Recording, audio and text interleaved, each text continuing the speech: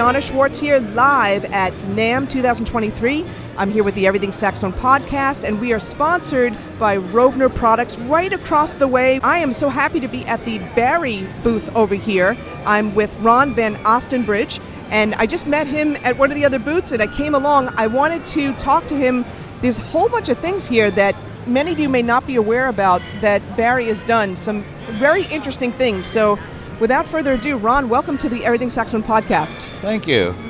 Awesome. So I want to talk about these reeds for a second, and I was talking with Melvin Quinones from Victory Musical Instruments and the Growling Sax, and I was looking at his setup, his mouthpiece, which is from you as well, and the reed, the brand new reed that I never saw before, the Elite reed. So can we talk about the Elite reed first? Yes, we can. We certainly can. The Elite reed was designed, we did a lot of research and development to figure out how much material we could take out of that reed to get the reed to have optimum resonation.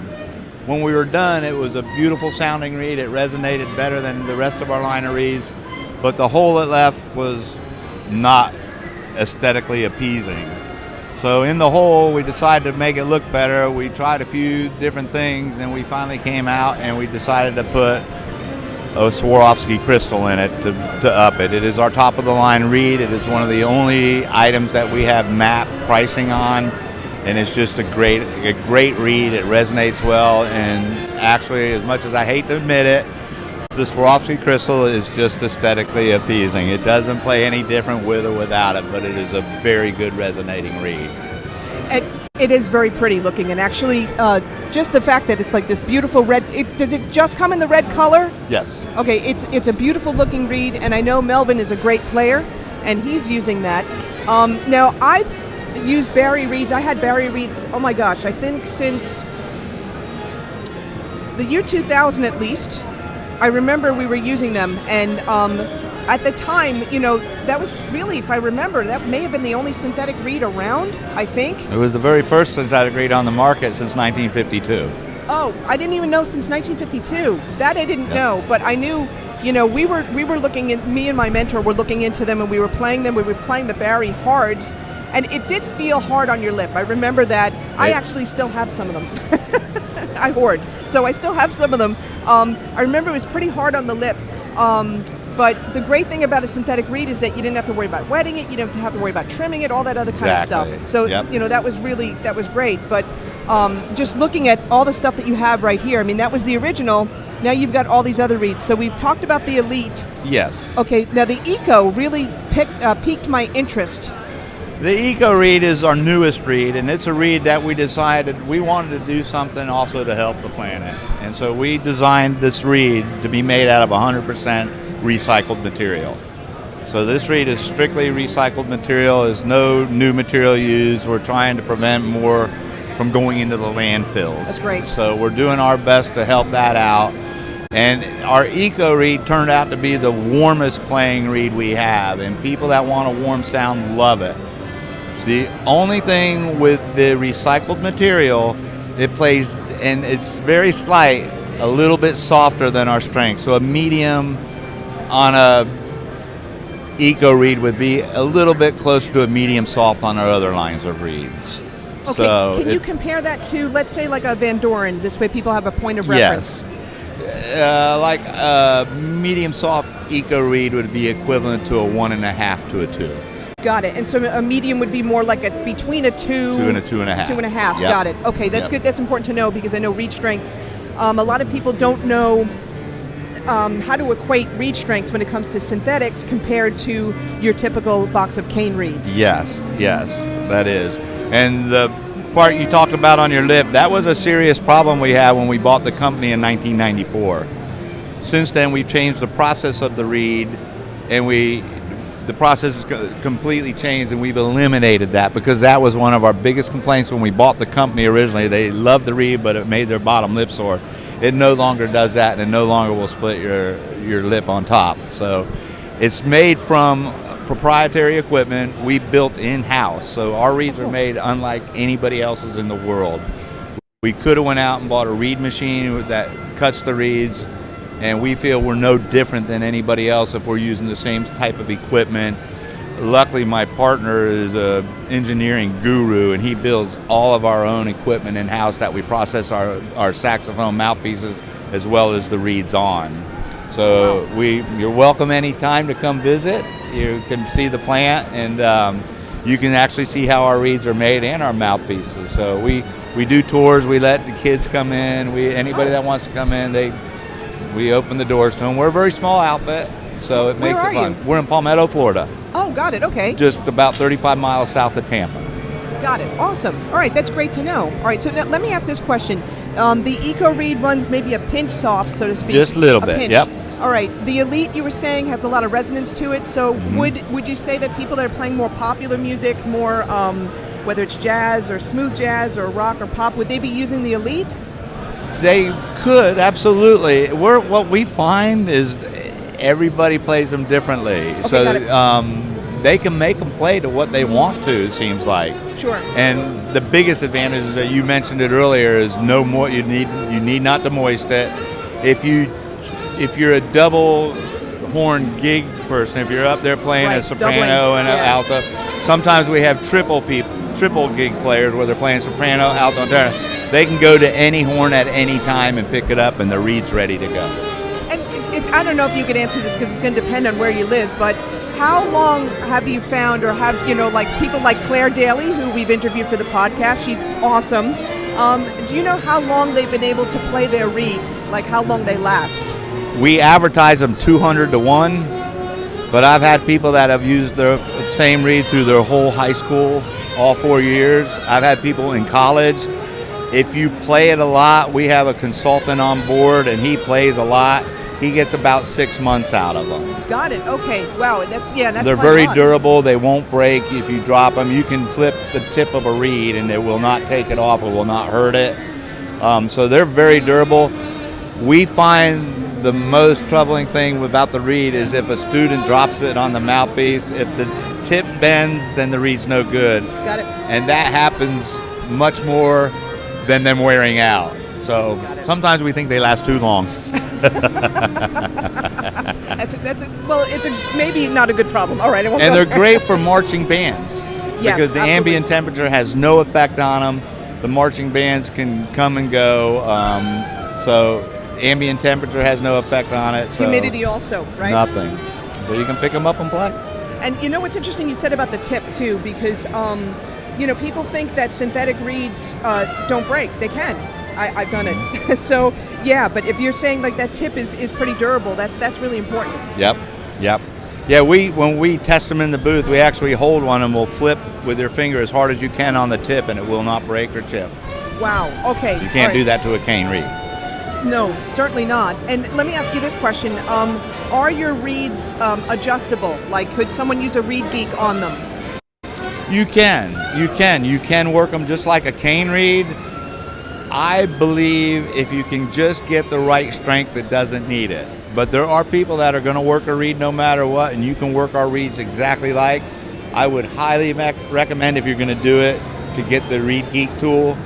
The ReedGeek tool seems to work the best on them, but we don't have many people manipulating them. Got it. All right, and that's important to know, because I do know some people that do want to, manipulate the reeds. And with ReedGeek, they do make a specific tool for those of us that do use synthetic reeds. You can absolutely use that as well. Now, we also have over here as well, we got the Bari Star and the original. Can you talk about the Bari Star, how that's different? Yes, we started with the original. The original was the very first reed invented by a Wolf Tannenbaum in 1952. He was a world-renowned player, played in all the orchestras back then were live, TV was live, and he was just so tired of not finding a good cane reed, so that's how this came about. So we started with the original reed, and everybody liked it. Some thought it played too bright. It is a bright reed. So he came out with the Star reed, and it warmed it up. So the original reed plays bright. The Star is a little warmer. The Eco is warmer yet. Got it. And the Elite is our best resonating reed. But they all resonate fine. It's to the musician's liking. Yeah. Taste, yes. The taste is a good word. Okay, no, that's great. That's great to know. And Yeah, we're going to get into. You've got a bunch of things here. It's not just reeds anymore. It's not just reeds anymore. So you know what we're going to do? We're going to go on location because we're roaming over here. We've got a whole bunch of mouthpieces that we want to show off over here. Okay, so we're going to be checking out these mouthpieces by Bari. The first one is the Bari Raptor. Check this one out. This is our Bari Raptor. This is the high-end the most high-end mouthpiece we manufacture. This was created by my business partner, Gary Spears, and he's phenomenal at creating these mouthpieces. This one was created, it has a large, robust sound.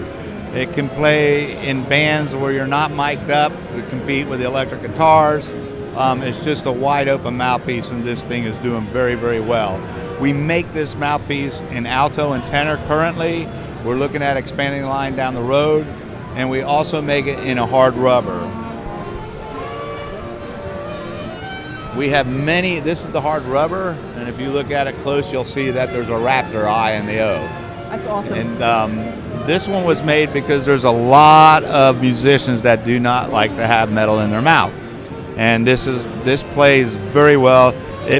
These two, the metal and the rubber, project very, very well. They're just a very good projecting mouthpiece. So this is our high-end mouthpiece, and it's been doing very, very well in the market. That's beautiful. I want to look at that. That's really beautiful. I love the color on this. It's like a really deep, rich green. It's made from an ebonite. The ebonite we get is from Germany. We source all our raw materials in the United States, and that's one we do not. And the reason we do not is you can't find a better quality ebonite than you can in Germany. Wow, yeah. So this is how we use them. That's beautiful. And just checking out this display over here that lights up. Pretty cool, huh? Oh my gosh. All right, on to the next ones over here. Okay, and we've got, it looks like the Bari Classic is next? This is our Bari Classic hard rubber. This is our professional hard rubber. This is a very, very good mouthpiece. People love to play it, and again, it's to each musician's taste, but this does very well. We just changed this mouthpiece in the last 12 to 18 months. It used to have a silver collar, and I get a lot of calls when they get this now going, this is the wrong mouthpiece, it doesn't have the silver collar. Wow. To be very honest, the silver collar was a failure point. Oh, how come? Every now and then it would fall off. Oh, okay. And we don't like failure points on our mouthpieces. So, my partner, the engineering guru, he changed it and made a beautiful tenon on it now. And so now there's no failure point on this mouthpiece, and we're very, very pleased with it. But it's a nice, warm playing. We have an endorser, Jason Arce. He plays this out of New York all the time, and it comes in soprano, alto, tenor, and baritone. Awesome. The soprano hard rubber, this soprano hard rubber is known to be one of the best soprano mouthpieces in the world. So it ranks right up there with the top-notch mouthpieces, and we get a lot of people that have played this, calls us, they've had it for 30, 40 years. Wow. And they have the same one, and then they want to upgrade it. So, wow. So we're very lucky, we're very fortunate. Again, we were blessed to have my business partner who's a guru on the equipment, machinery, and machining, and he's just did a phenomenal job. And you know what I'm curious about? The tip opening sizes and the chambers and stuff. If you're... Yeah, we have several different tip openings on every one. This happens to be the baritone. This is a big go-to mouthpieces for professional baritone players. We have another baritone that does very well too that we'll show you in a few minutes. But it comes with the baffle. I don't know how well you can see the baffle. Got it. Yeah, rollover baffle right there. It's just a very nice mouthpiece. We spend a lot of time on these. We don't have many lines, but the ones we do have, we put a lot of quality and a lot of work into it. That's the way to go, for sure. All right, cool. So those are the Bari Classics. Now, as we move over to here, we got the Bari Hybrid. This is our Bari Hybrid. This is a very unique mouthpiece. As you see, a lot of mouthpieces on the market, the tenons have gold on them, and it's usually for looks and it's aesthetics. This is not. This is a functional part of the mouthpiece. Don't know if you can see it, but this is just not the tenon. This goes all the way up the chamber of the mouthpiece. This metal is in this mouthpiece. It's a very weighty mouthpiece. It's a heavy mouthpiece. Okay, see that? So the metal's, oh my gosh, that is heavy. Now look into it and you'll see it. I don't know if y'all can see that, but the metal is, yes, now going all the way through. This is another design by my partner Gary Spears, and we came up with this years ago because people wanted a rubber or a plastic mouthpiece to project.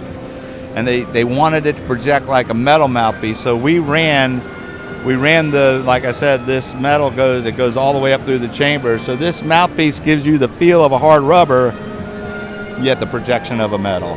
Wow, that's awesome. It's a very warm playing mouthpiece. People that love a warm setting love these mouthpieces. Now that is really interesting because many people would think, metal, it's going to be bright, it's going to be, cutting through, but you're saying it's not necessarily the hard rubber warms it up. Yeah. And we have a lot of people playing this.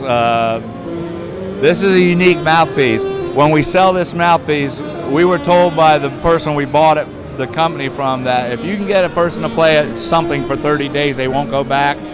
We find people buy this mouthpiece, they love it, they play it, and then they put it down and they go back to the other one. Then they go back to the hybrid. And then after a couple times, they always come back. It seems they come back, and this is what they stay with. That's so cool. we're very fortunate. I mean, we truly are. That's cool. That's awesome. The hybrid also comes in gold and stainless. It's the exact same size. The stainless plays a little bit warmer. So it's a this is very unique, very good. When people feel it, they're amazed at the weight it brings, and then they're really amazed when they play it. Yeah, I was surprised too. That is heavy. Is another new mouthpiece design called our Infinity. Wow. This is also ebonite that we buy from Germany. Everything we source is from the U.S. again, with the exception of our ebonite. And this one has a very high baffle, and we convert many baritone players to this mouthpiece. This is a little bit on a high end in cost, and people love it. So what we did, we make this in a soprano, alto, tenor, and baritone. And our motto kind of is we want to make a great playing mouthpiece that's affordable to everybody. It's not a niche mouthpiece that are so high that most people can't afford it. So we really do our best to make an affordable product for people. So with that being said, this thing being on a high price, we developed a plastic one, and this thing sells for like a third of the price and plays almost as well. In fact, we have some endorsers that prefer this plastic one over the hard rubber. Interesting. So I have a background in plastics, and so I try very hard to get plastics that emulate the hard rubber. So doing that, some of our plastic is very close playing to a hard rubber. And it gives us a chance to make an inexpensive mouthpiece that most people can afford. I gotta feel this. Oh yeah, okay. This is nice quality. It's a nice quality. It's made out of a resin, and we sandblast it to give it a matte look, and then we polish the beak just for the aesthetics. So if you turn it around, you'll see that it's sandblasted on the body and it's polished on the tenon. If you see the tenon, it's polished on the tenon and the beak. That's really cool looking. But people love these. I have a professional endorser that plays this, and he came and picked this alto one up 3 trade shows ago, and I was embarrassed because I said, no, you get the hard rubber, and he says, no, I want the plastic. Wow. So he preferred this one over the hard rubber. So again, it's a testimony that our mouthpieces are a good playing mouthpiece. It's awesome. And we have someone playing. Now, what is he playing? Is he playing the Raptor? Yeah. This is Phil French. He's one of our endorsers. He's playing the Raptor. Would you give him a little quick? Okay.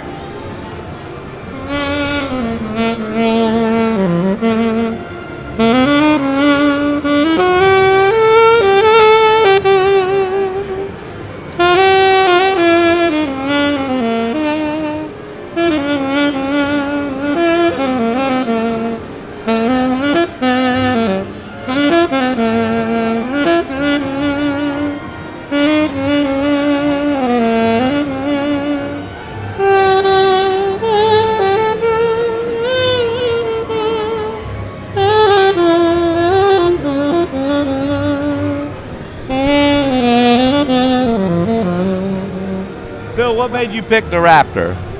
Well, that's a good question. I like the Raptor because it allows you to have a hard rubber feel in the sizing of the mouthpiece, but simultaneously it gives you the projection that you need and not losing the warmth that you would normally have in a mouthpiece.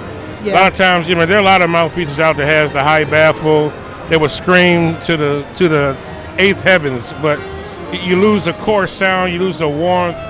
You can't ballad, you can't play a ballad with it. It's just Yeah. they're too extreme, either too dark or too warm or too of one thing. So it's a multi-dimensional mouthpiece, so it allows you to maintain the sweet tone. I'm a balladeer, so the balladeer, the saxophone plays. It can scream when I need to. I can growl it when I need to. And it's like a universal, like an Army Swiss knife for mouthpieces, and it gives you what I need. And one thing I like also that what Bari did with this is that they made a metal version and a hard rubber version. So between the two, you can get whatever you want. It's kind of like Burger King. They give it to you your way with that mouthpiece. Thank you, Bill. Awesome. Thank you, Bill. Phil just brought up a good point that I did not bring up on the Raptor. We made the Raptor a hard rubber mouthpiece size. And we did this because people were asking, it felt more comfortable in their mouth. Usually a metal mouthpiece is thinner in diameter, so that was a good point. What I noticed with his sound, there's a depth to that. There was Yeah, a warmth to there's that, a and lot I'm of listening to depth to him, that. and wow, yeah, there's definitely a depth to that, a warmth, but we could definitely hear him. I mean, and it was just really, really great sound. He's a great player, and you picked up on it. That was the whole thing, the depth and everything else. So Yeah, for sure, and just the he also said it too. There's a lot of elements to the sound. There's core. There's definitely core to the Right, sound, and of right. course, a lot of that has to do with the player. Don't get me wrong, but you also want your mouthpiece to be able to reflect that as well. And sometimes, people think that, oh, I'm just going to go for a metal mouthpiece. I want to scream. I want to cut through. But you know what? If you cut through and there's no core to it, it's not as pleasing as you would want it to be. right, that's exactly right. And again, we're very fortunate. We have a really good consultant on our staff named Joe Menendez, and Joe's I think 73 now. He has played with every great there was. Him and Joe Lovano shared stages before, so he's played with a lot of great bands and a lot of great saxophonists, and I have to give him all the credit in the world. He has raised our level on all of our mouthpieces with him coming in and playing them now. So every run we make of a mouthpiece, we bring Joe in and we make sure we're on the mark with everything we're doing and playing, and it's just made us a different company. Well, that's awesome. And, like I've mentioned before, I've known about Bari for a really long time. And I'm so glad that, Melvin Quinones, brought you over and we talked and I saw your booth, and I'm so happy to have you here. Thanks so much. I'm so happy to finally meet you. I read a lot about you, and I'm happy to meet you. Oh, that's awesome. Thank you. Thank you.